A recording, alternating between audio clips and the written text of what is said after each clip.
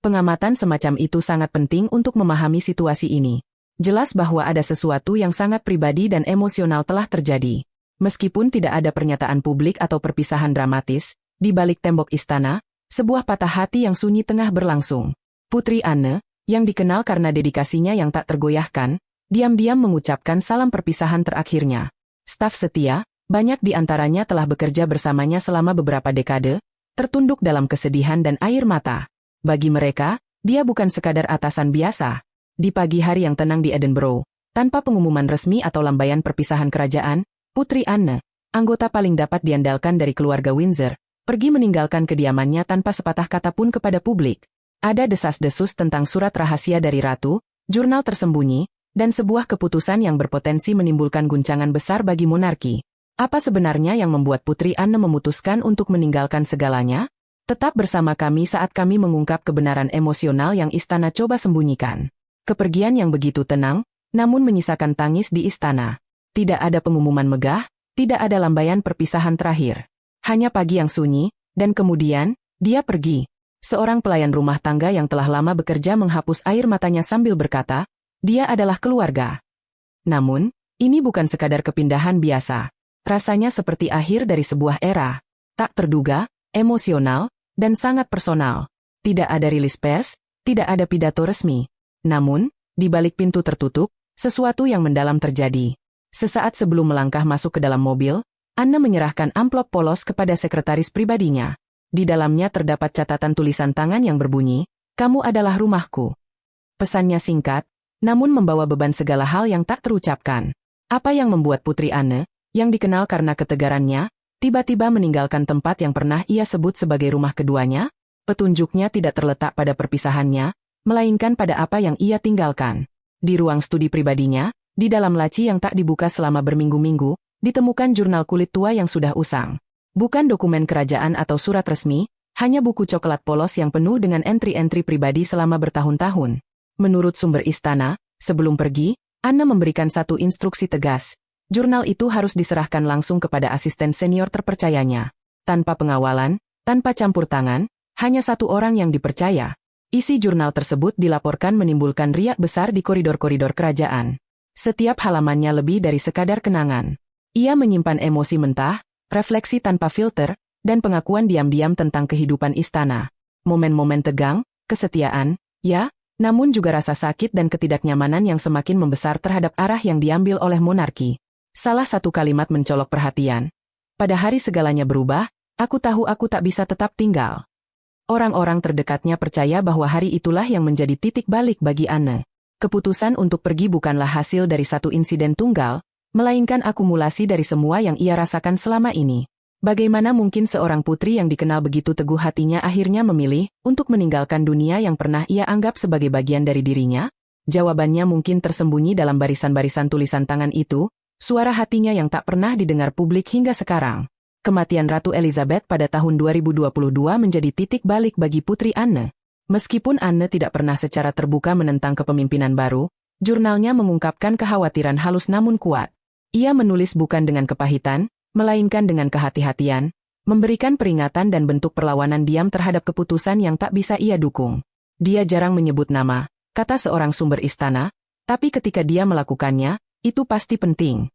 Entry-entrynya berbicara tentang percakapan pribadi, ketidaksepakatan mengenai arah monarki, dan bagaimana tradisi perlahan digantikan oleh pertunjukan politik. Anne, yang selalu setia pada tugas, mulai merasa bahwa tugas itu sendiri mulai kehilangan maknanya. Seorang staf lama menjelaskan dengan sederhana, dia setia, tapi tidak buta. Namun, ada satu rahasia besar dalam jurnal tersebut. Surat tertutup dari Ratu Elizabeth yang ditulis sebelum kematiannya dan hanya dipercayakan kepada Anne. Disimpan selama berbulan-bulan, surat itu tak pernah dibahas secara publik, bahkan tak pernah disinggung kepada para staf. Namun, dalam jurnalnya, Anne menulis, "Ratu memberiku kebenaran. Sekarang aku harus melindunginya."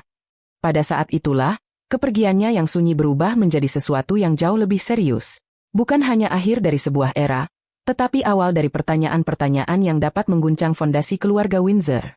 Apapun isi surat itu, dan beban apapun yang kini Anne pikul, satu hal pasti, itu mengubah segalanya. Namun, jurnal tersebut bukan satu-satunya petunjuk. Sesuatu telah bergeser jauh sebelum Anne meninggalkan Edinburgh. Kebenaran penuh masih menanti untuk diungkap. Hari ketika keheningan dimulai. Menurut orang dalam, momen kunci itu terjadi beberapa minggu setelah pemakaman Ratu Elizabeth pada September 2022. Di balik pintu tebal rapat sebuah pertemuan tingkat tinggi, Anne duduk tenang di antara penasihat utama, Raja Charles, dan staf senior. Topik pembicaraan, masa depan citra monarki. Selama hampir 3 jam, strategi diperdebatkan.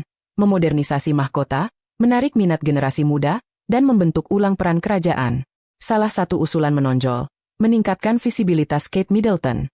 Beberapa staf percaya bahwa Putri Wales tersebut mencerminkan stabilitas dan keanggunan yang dibutuhkan monarki untuk menarik perhatian, lebih daripada yang Camilla bisa tawarkan dalam jangka panjang. Bagi Anne, ini tampaknya menjadi salah satu dari banyak langkah yang membuatnya semakin tidak nyaman. Dalam catatan jurnalnya, ia menulis, mereka ingin wajah baru, tetapi apakah mereka siap mendengar suara hati yang baru? Transformasi ini, menurut Anne, bukan hanya soal adaptasi zaman, tetapi juga pengorbanan nilai-nilai inti yang telah menjaga monarki tetap relevan selama berabad-abad. Jurnalnya adalah dokumentasi dari pergulatan batinnya, sebuah renungan tentang loyalitas, tanggung jawab, dan harga dari perubahan yang tak terhindarkan. Namun, pertanyaan besar tetap tersisa. Apa isi surat terakhir Ratu Elizabeth? Dan apakah yang sebenarnya Anne lindungi? Untuk menjawab itu, kita harus menelusuri lebih dalam jejak-jejak yang ditinggalkan Anne di koridor istana, serta mencari kebenaran di balik keputusannya yang paling kontroversial. Raja Charles dengan tegas menolak usulan tersebut. Ia bersikeras agar Camilla tetap berada di garis depan, memperkuat posisinya dan meredam dorongan untuk meningkatkan peran Kate lebih jauh. Atmosfer ruangan langsung berubah. Menurut seorang saksi, wajah Anne tetap tak terbaca hingga pembicaraan bergeser ke rencana untuk secara diam-diam menyingkirkan amal-amal yang telah lama didukung oleh mendiang Ratu Elizabeth. Saat itulah Anne bangkit, berjalan ke jendela terdekat, dan terdiam selama beberapa menit tanpa mengucapkan sepatah kata pun. Ruangan itu tenggelam dalam keheningan yang tidak nyaman. Malam itu, Anne kembali ke kediamannya di Edinburgh dan menulis sebuah entry jurnal yang tak seperti biasanya. Satu kalimat menonjol, hari ketika segalanya berubah. Dari saat itu, kehadirannya mulai memudar. Janji temu dibatalkan. Penampilan publik semakin jarang. Putri yang dulu dengan teguh memikul beban monarki tanpa keluhan, kini mulai mundur, memilih jarak daripada konflik. Orang-orang terdekatnya mengatakan bahwa ini bukan soal gelar atau peran. Ini tentang menyaksikan mahkota menjauh dari segala sesuatu yang ibunya perjuangkan. Ini bukan sekadar kekecewaan. Sesuatu dalam dirinya patah. Dan setelah itu terjadi, tidak ada jalan untuk kembali. Penarikan diri Anne yang sunyi sudah dimulai. Namun, apa yang benar-benar memperdalam pengunduran dirinya bukan hanya soal kebijakan. Itu sangat personal. Dan apa yang terjadi selanjutnya mengubah segalanya. Mahkota yang terbelah, sementara publik masih melihat kesatuan di antara anggota kerajaan, di balik pintu istana, retakan mulai muncul. Anne dan Charles, saudara yang dibesarkan di bawah atap yang sama, mulai menjauh setelah kepergian Ratu Elizabeth. Visi mereka bertabrakan, Anne teguh pada tradisi dan pelayanan diam-diam, sementara Charles condong pada pembangunan warisan dan citra publik. Ketegangan memuncak, terutama seputar dua nama, Camilla dan Catherine. Menurut orang dalam, Anne percaya bahwa Ratu Elizabeth telah menaruh kepercayaan diam-diam kepada Catherine sebagai simbol keanggunan dan stabilitas masa depan. Namun, keputusan Charles untuk memberikan peran lebih dominan kepada Camilla, mengabaikan kepercayaan itu, menyentuh saraf sensitif Anne. Ketika Anne menyuarakan keprihatinannya, ia disuruh untuk melupakan masalah tersebut. Tapi dia tak bisa melupakan bisikan ibunya suatu hari. Lindungi mahkota dari kesombongan, bukan dari perubahan. Kemudian datanglah surat itu. Ditemukan beberapa bulan kemudian, surat tertutup yang ditulis dalam tahun-tahun terakhir Ratu Elizabeth, membawa pemikiran yang hanya ditujukan untuk Anne. Pesannya, meskipun sederhana, mengguncang segalanya. Mereka yang membacanya mengatakan bahwa itu bukan perintah, melainkan peringatan. Peringatan halus bahwa mahkota tidak boleh kehilangan keseimbangannya. Bagi Anne, itu menjadi konfirmasi terakhir. Keseimbangan sudah bergeser. Surat yang mengubah segalanya. Namun, ketika surat rahasia itu terungkap, segala sesuatu yang selama ini mendidih di bawah permukaan tiba-tiba tak bisa lagi diabaikan. Bukan gosip yang berbisik di antara staf atau rumor jauh. Ini nyata. Beberapa minggu setelah pemakaman Ratu Elizabeth pada tahun 2022, saat menyortir barang-barang pribadi mendiang ibunya, Putri Anne menemukannya, alet tertulisan tangan yang disegel dengan hati-hati dan disimpan dalam kantong kulit yang dihiasi inisial emas milik sang ratu. Tinta sedikit memudar, tapi kata-katanya tetap tajam, penuh tujuan, dan otoritas yang tenang. Isi surat itu, meskipun belum sepenuhnya diketahui, adalah renungan mendalam tentang tanggung jawab, integritas, dan bahaya jika mahkota kehilangan arahnya.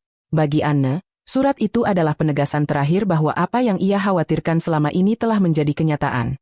Mahkota yang ia cintai dan layani selama hidupnya mulai menjauh dari prinsip-prinsip dasarnya. Ini bukan surat untuk pernyataan publik atau arsip istana. Surat ini ditujukan untuk momen tertentu dan hanya segelintir orang yang dipilih.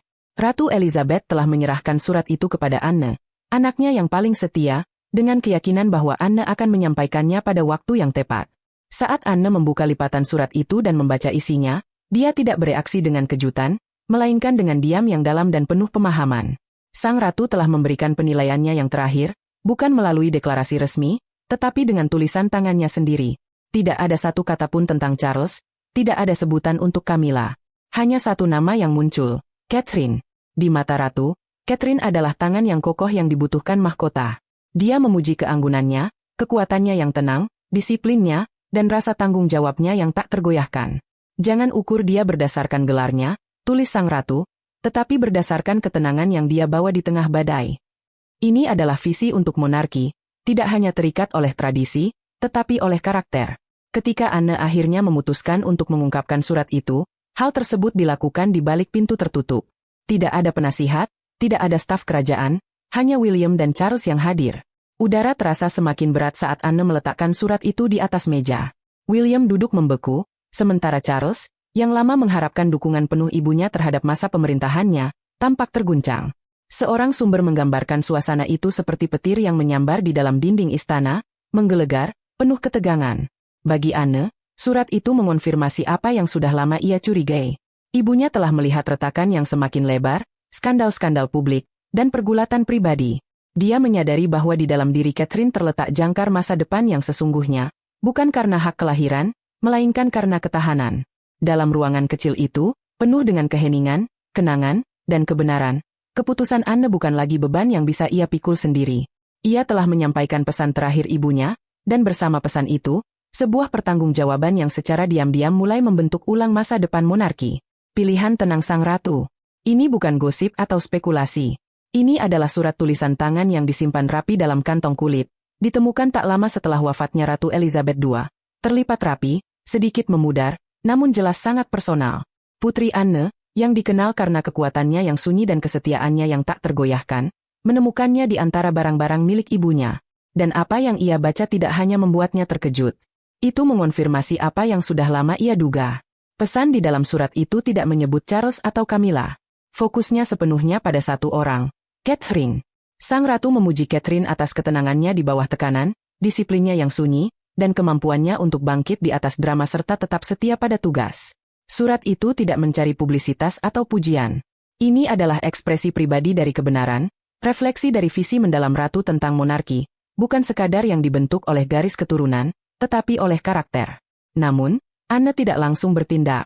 Sebelum menghadapi raja masa depan, dia melakukan kunjungan diam-diam ke Sandringham dan berbicara dengan satu-satunya orang lain yang mungkin benar-benar memahami apa yang dimaksudkan ratu. Pendeta pribadi lamanya, Pendeta Thomas. Jauh dari kamera dan upacara, mereka duduk di dekat perapian, dan dia mengonfirmasi apa yang telah Anne baca. Selama musim panas terakhir di Balmoral pada tahun 2022, Ratu telah mengungkapkan ketakutannya yang paling dalam. Bukan tentang mahkota yang lepas dari tradisi, katanya kepada Pendeta Thomas, tetapi tentang mahkota yang kehilangan makna. Apa yang kita contohkan lebih penting daripada apa yang kita kenakan, ujarnya, menggemakan perasaan yang selama ini ia sembunyikan dari mata publik. Ratu mengagumi ketahanan Anne, tetapi ia melihat bayangan dirinya sendiri dalam diri Catherine, tenang, terukur, dan mendalam dalam pelayanan. Masa depan, kenang Pendeta Thomas tentang kata-kata Ratu, kita membutuhkan air yang tenang, bukan ombak yang menghantam. Ini bukan sekadar refleksi ringan. Ini adalah peringatan. Dan Anne sadar bahwa surat itu tidak pernah dimaksudkan untuk menjadi debu yang terlupakan. Itu bukanlah pernyataan kosong. Surat itu dimaksudkan untuk mengubah sesuatu. Jadi, pada suatu malam di Windsor, di balik pintu tertutup, Anne melakukan apa yang ia tahu harus dilakukan. Tanpa staf dan tanpa kehadiran pers, ia bertemu secara pribadi dengan Charles dan William. Ia tidak banyak bicara. Tidak ada suara yang dinaikkan, hanya satu surat yang diletakkan di atas meja yang mengkilap di antara mereka. Rahang Charles mengencang saat ia membaca isi surat itu. William tetap terdiam. Anne, seperti biasa tenang, hanya berkata sederhana, Dia mempercayai saya untuk menunjukkan ini kepada kalian. Dia ingin kalian tahu sebelum terlambat. Momen itu tidak berlalu begitu saja dalam diam. Itu mengubah ritme dari apa yang akan datang. Bukan sebuah penobatan, juga bukan deklarasi publik, tetapi itu adalah awal dari pergeseran sunyi, sebuah pengaturan ulang monarki, bukan sekitar tradisi, melainkan sekitar kepercayaan. Saat surat itu tergeletak di atas meja, pesannya tetap menggantung di ruangan itu seperti napas terakhir dari sebuah era. Dan seperti itulah, penerus hati yang dipilih oleh ratu mulai terlihat, bukan dengan mahkota, tetapi dengan keyakinan. Catherine, pewaris kekuatan yang sunyi. Namun, ketika beban surat ratu itu menetap di ruangan yang hening, semua mata perlahan beralih kepada satu orang yang namanya ditulis dengan keyakinan yang tenang, Catherine. Dia tidak pernah mengejar sorotan. Namun entah bagaimana, Catherine menjadi ritme yang stabil yang tak disadari dibutuhkan oleh monarki. Sementara yang lain berpegang pada gelar atau mancet. Dia hanya hadir, anggun, konsisten, dan tak tergoyahkan. Ratu Elizabeth II melihat itu sejak awal. Baginya, Catherine tidak mencoba masuk ke dalam cetakan yang sudah ada. Dia diam-diam membentuk ulang cetakan itu. Bukan dengan pidato, tetapi dengan kehadirannya. Bukan melalui gestur besar, tetapi dengan pelayanan yang sunyi dan teguh. Admiration Sang Ratu tidak pernah dipublikasikan, tetapi itu sangat kuat. Dia mendengarkan lebih banyak daripada berbicara, kata seorang staf istana. Dan di dunia yang sering memberi penghargaan pada keriuhan, ketenangan Catherine terasa revolusioner. Bahkan Anne, yang jarang memberikan pujian, tumbuh untuk sangat menghormatinya, melihat dalam diri Catherine rasa tanggung jawab yang sama tanpa basa-basi yang telah ia pegang sepanjang hidupnya. Jadi, ketika Anne membaca surat tulisan tangan ratu yang menyebut Catherine sebagai jangkar sejati monarki, dia tidak ragu. Itu mengonfirmasi apa yang sudah lama ia yakini, bahwa masa depan mahkota tidak akan bergantung pada karisma, tetapi pada karakter. Namun, sementara Anne menemukan keyakinan yang tenang dalam kata-kata ibunya, Raja Charles dilaporkan merasakan sesuatu yang sangat berbeda. Ketidakpercayaan, mungkin bahkan perasaan dikhianati. Nama Charles tidak disebutkan, hanya nama Catherine. Saat beban surat itu menetap di atas Anne dan William, itu menghantam Charles dengan kekuatan yang tak pernah ia duga. Kekuatan yang mungkin memicu pergulatan kekuasaan kerajaan yang masih terjadi di balik pintu-pintu istana. Dan apa yang terjadi selanjutnya bisa mengubah segalanya. Reaksi Raja Charles dan Camilla. Bagi seorang pria yang hampir menunggu sepanjang hidupnya untuk duduk di tahta, pesan pribadi ratu itu terasa kurang seperti estafet kepemimpinan dan lebih seperti penolakan yang sunyi. Charles tidak berteriak, setidaknya tidak di depan umum. Tetapi di balik pintu-pintu tertutup Windsor, saat Anne meletakkan surat itu di depannya dan membacakan kata-kata itu dengan tenang, sesuatu di dalam dirinya retak. Ia menepuk telapak tangannya keras di atas meja dan membentak, "Ini tidak mengubah apapun." Tapi apakah benar begitu? Di ruangan itu, William tetap terdiam, matanya tertuju pada Catherine yang tidak hadir secara fisik, namun keberadaannya terasa begitu nyata. Charles mungkin mencoba menyangkalnya, tapi surat itu, kata-kata ratu, dan visinya tentang masa depan monarki tidak bisa begitu saja diabaikan. Dan di tengah ketegangan itu, satu hal menjadi jelas. Catherine bukan lagi sekadar anggota keluarga kerajaan biasa. Dia adalah simbol stabilitas yang dibutuhkan kerajaan Inggris, meskipun tanpa gemerlap atau drama. Dengan dukungan diam-diam dari Anne dan kebijaksanaan yang diwariskan langsung dari Ratu Elizabeth II, Catherine mulai mengambil peran yang lebih penting. Pertanyaannya adalah, akankah Charles menerima visi ini, atau akankah pergulatan internal ini memperdalam retakan dalam keluarga kerajaan? Jawabannya mungkin terungkap dalam waktu dekat, karena langkah-langkah kecil yang diambil sekarang akan menentukan arah monarki di tahun-tahun mendatang. Di tengah sorotan tanpa pernah mencari pengakuan. Namun, kata-kata dalam surat itu, Catherine adalah masa depan mahkota, mengguncang fondasi yang selama ini ia percayai. Ini bukan hanya tentang urutan pewaris tahta. Ini menantang harapan yang telah lama diajarkan padanya sejak kecil. William tidak marah, setidaknya tidak secara terbuka. Dia hanya duduk diam, mengepalkan tinjunya, dan menundukkan kepala. Bukan kemarahan yang mengisi keheningan itu, melainkan sesuatu yang lebih dalam. Campuran cinta, kebingungan, dan ketakutan halus akan tertinggal di belakang oleh orang-orang yang paling ia hormati. Di sisi lain, Camilla merasakan beban terbesar dari semua ini. Staf istana menggambarkannya sebagai terpukul. Wajahnya seperti topeng kaku penuh ketidakpercayaan. Dalam beberapa jam setelah pertemuan tegang itu, ia diam-diam meninggalkan Windsor dan mundur ke Clarence House, di mana ia menghilang dari pandangan publik selama berhari-hari. Menurut seorang sumber internal, ia merasa seperti dihapus, seolah-olah Ratu Elizabeth II melewatkan semua upayanya, transformasinya, dan tempatnya di samping Charles tanpa pengakuan apapun. Anne tidak terkejut dengan reaksi Camilla. Hubungannya dengan Camilla selalu sopan tetapi menjaga jarak. Ia sudah lama mempertanyakan peran Camilla yang semakin besar dalam urusan keluarga kerajaan. Ini bukan soal apakah dia bermaksud baik. Anne pernah berkata secara pribadi. Ini tentang dari mana dia berasal dan bagaimana itu masih bergema. Semakin Charles bergantung pada Camilla, semakin Anne menarik diri. Dan William? Dia berada di tengah-tengah, terjebak antara kesetiaan kepada ayahnya dan rasa hormat diam-diam kepada istrinya, Catherine, yang meskipun dalam ketegangan, tidak pernah sekalipun membuat momen itu tentang dirinya sendiri. Surat Ratu Elizabeth ditulis dengan harapan, namun apa yang menyusul jauh dari damai. Surat itu tidak hanya menyoroti seorang penerus, itu membuka luka-luka emosional yang lama tersembunyi, memperlihatkan retakan dalam keluarga kerajaan yang bersiap menghadapi badai. Bukan skandal publik, tetapi perhitungan pribadi. Sejak saat itu, monarki tidak lagi hanya tentang tugas. Itu tentang pertempuran tak terucapkan antara mereka yang ditinggalkan di belakang. Tetapi apa yang terjadi ketika raja masa depan merasa tersaingi oleh wanita yang sedang membentuk masa depan itu? Tunggu dan lihat.